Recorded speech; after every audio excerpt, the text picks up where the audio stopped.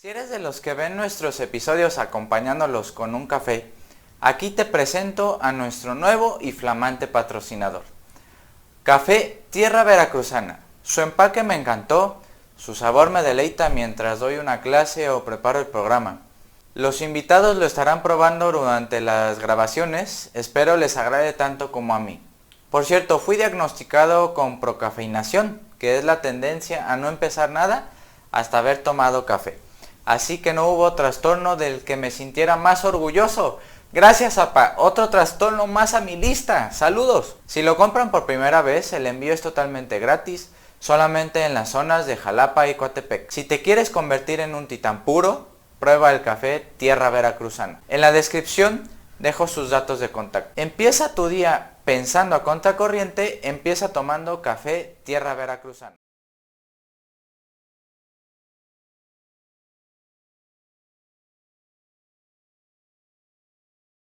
Pues de entrada estamos hablando de una tesis, ¿no? que hice pues hace como 3, 4 años, ¿no?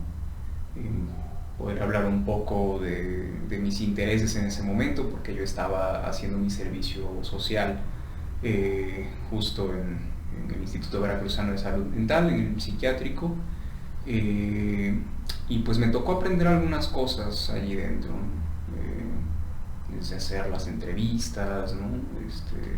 Digamos, esta parte psicoeducativa también, ¿no? Incluso de rehabilitación.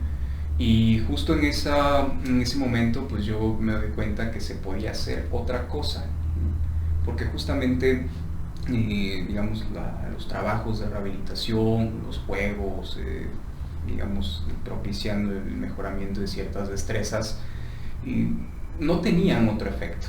O sea, no había, digamos, como mayor producción de parte de los pacientes, más allá, pues, digamos, del mejoramiento de alguna destreza, de alguna habilidad, ¿no?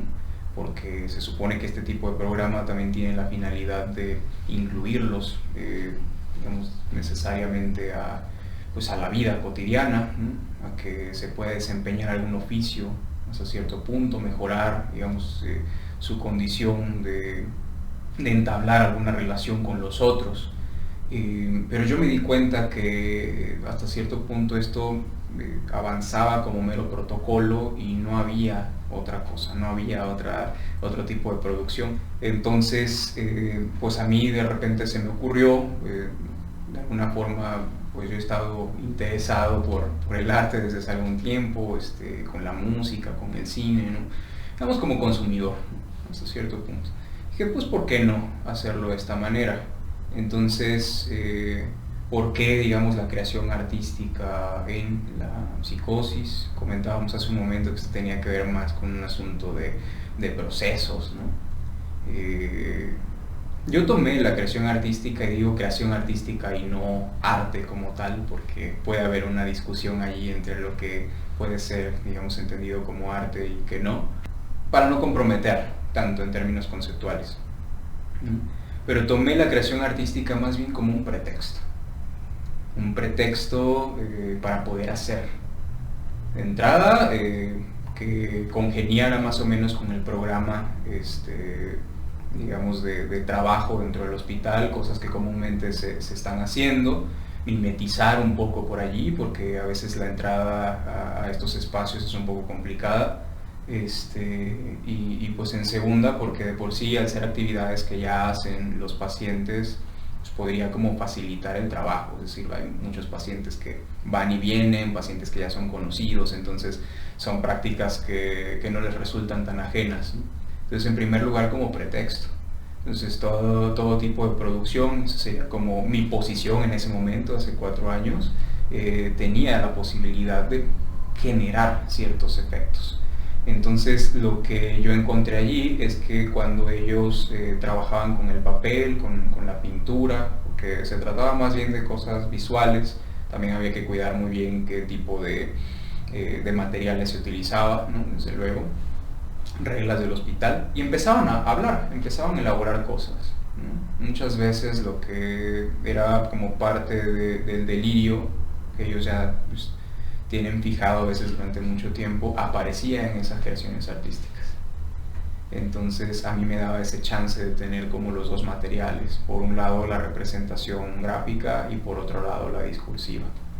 Entonces la apuesta de trabajar con esto pues también era que justamente al producir algo visual, esto pudiese tener otro tipo de trascendencia. La idea era llevar este tipo de creaciones, claro, si en el caso de que hubiese alguna continuidad, porque no la hubo, pues hacer estas exposiciones públicas. Entonces también se apostaba por esta, digamos, como convocar a ese lazo social. Es decir, las personas que de repente están internadas por algún padecimiento subjetivo también hacen este tipo de cosas, también hay una historia, también hay una producción discursiva sobre esto, ¿no? Era un poco como la apuesta.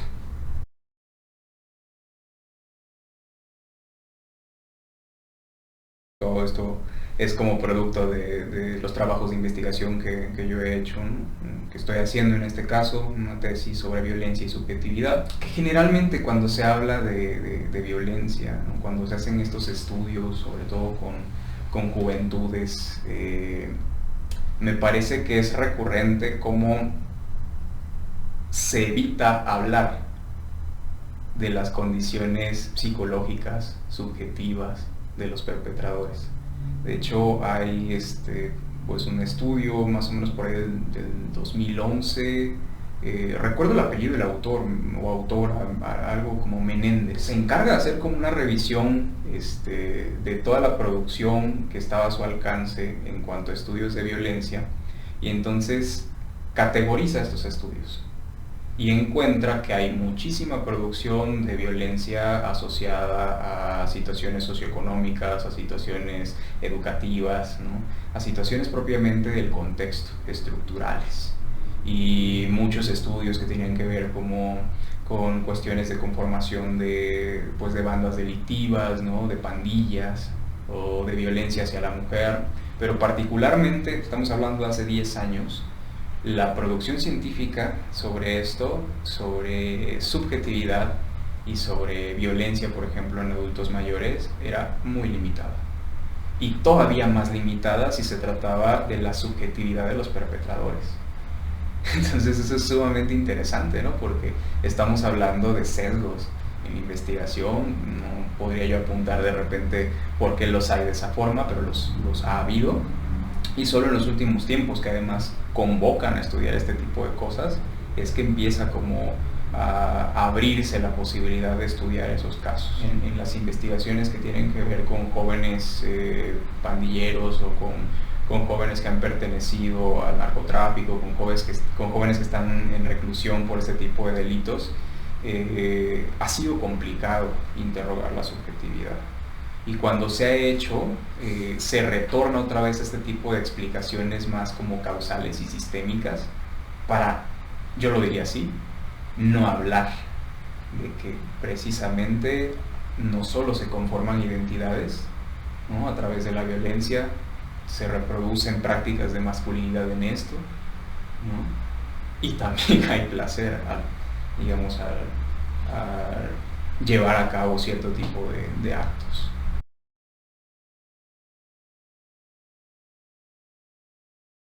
Va a sonar como chusco, pero recuerdo que en la facultad estaba pegada como una información, ¿no? Donde venían ciertos signos, ¿no? De mayor a menor, donde podían como observarse estos rasgos, no sé, como conductuales en los vínculos con los otros, ¿no? No sé si necesariamente podamos como suscribir a ese tipo de patterns, ¿no? Casi como de manuales.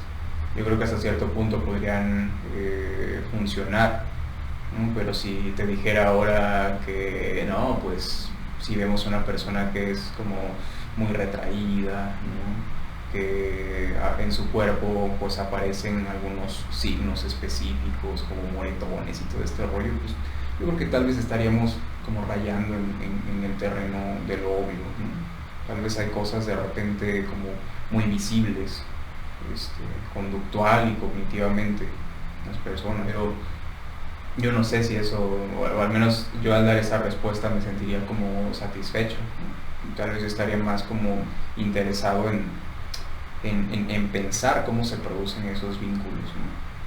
Cómo es que existe como muchas expresiones de violencia. No sé, yo diría, ¿cómo saber que una persona es violentada? Pues escuchando.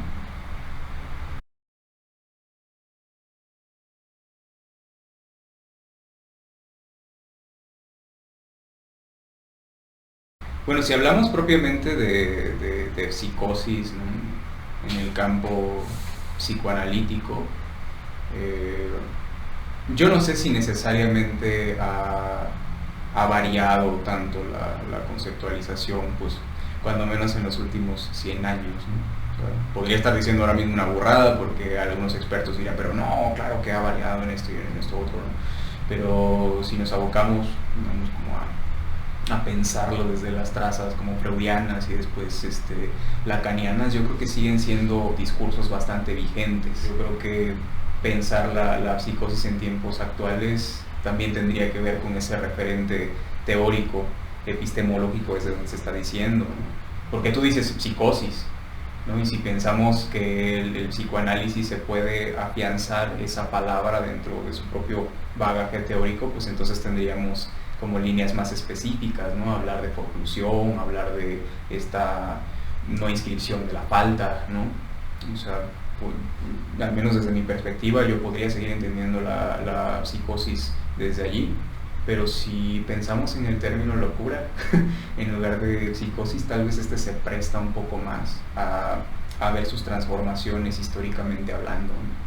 O sea, porque la locura no ha sido concebida siempre de la misma forma y el tratamiento que se le ha dado al loco tampoco ha sido exactamente el mismo, ¿no? Lo que si pensamos un poco en Foucault, pues podríamos como ir a revisar qué es lo que se ha dicho allí, de estas transformaciones o de estos cambios en las epístemes.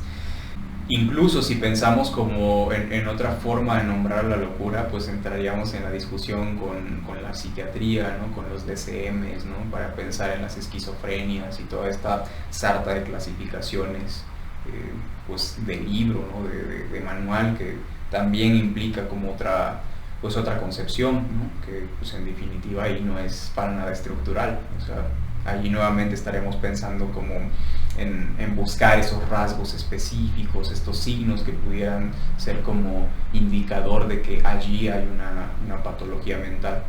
Entonces, insisto, si nos salimos de pensar específicamente a la psicosis y entendemos que a la locura se le ha nombrado históricamente de formas distintas y llegamos al día de hoy, yo podría decir que al menos hay dos campos que consideran a la locura, ¿no? O sea, ya sea como esquizofrenias, como paranoicos, ¿no? O como psicosis. Entonces, claro, yo suscribo más al asunto psicoanalítico para pensar la locura. Sí, o sea, estamos claros que la violencia no existe, sino lo que existe son diversas manifestaciones complejas de una situación dada en interacción con el otro. Podemos... Sí, bueno, esa posición es muy interesante. No sé si diría que como tal la violencia no existe. El argumento que traes me parece totalmente válido también, es como ponerlos ahí a jugar un poco, porque sí, en efecto, o sea, la violencia, si tratamos de conceptualizarla, nos va a dar aquí sí. 2-3 meses hablando de eso, ¿no? Capaz que abrimos hasta un seminario luego sobre este rollo y terminamos peor, ¿no? Con más preguntas. Es un concepto polisémico, ¿no? Justo hace poco estaba leyendo una tesis de doctorado, se produjo hace como 2 o 3 años.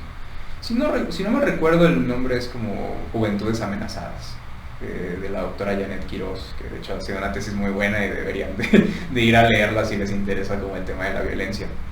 Y justo cuando está haciendo como el trabajo de recorrido teórico conceptual sobre la violencia, recupera digamos, una frase, o sea, aparte de que la violencia como concepto es como algo polisémico, siempre se le ponen apellidos, ¿no? O sea, violencia intrafamiliar, violencia infantil, violencia de pareja, ¿no? Y a lo que apunta esto es que cada vez que se van agregando, digamos, esas palabras hermanitas, ¿no? Y vienen así como emparentadas, pues el concepto se empieza a volver más banal.